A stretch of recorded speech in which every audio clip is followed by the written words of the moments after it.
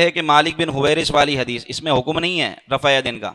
میں نے یہ عرض کیا تھا کہ اتنی حدیثیں، کوئی ایک حدیث ایسی لائیں کہ جس میں حضور نے یہ فرمایا ہو کہ رفع یدین کرو، نماز میں رفع یدین کرو.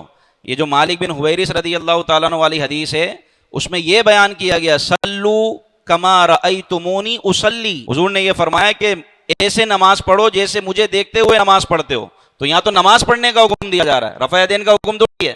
دیکھیں قعدے کا حکم ہے، سجدے کا حکم ہے، رکوع کا حکم ہے، رکوع میں تسبیح پڑھنے کا حکم ہے، سجدے میں تسبیح پڑھنے کا حکم ہے.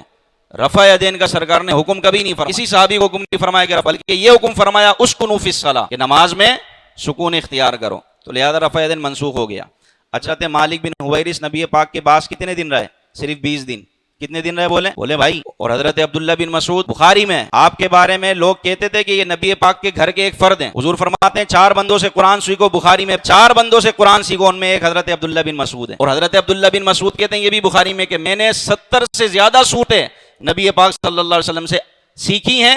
70 سے زیادہ صورتیں ڈائریکٹ سرکار علیہ السلام نے انہیں سکھائیں. آپ فرماتے ہیں صحابہ کرام کو، کیا میں تمہیں رسول اللہ کی نماز پڑھ کر نہ دکھاؤں؟ آپ نے نماز پڑھی اور سوائے پہلی مرتبہ ہاتھ اٹھانے کے آپ نے دوبارہ ہاتھ نہیں اٹھایا، کوئی رفع یدین نہیں کیا. فرمایا یہی رسول اللہ صلی اللہ علیہ وسلم کی نماز ہے. آپ کے تمام شاگرد، مولا علی، حضرت عمر، تمام خلفائے راشدین یہ رفع یدین نہیں کرتے تھے، اس لیے کہ ان کو پتا تھا کہ نبی پاک صلی اللہ علیہ وسلم نے رفع یدین کو منسوخ فرما دیا.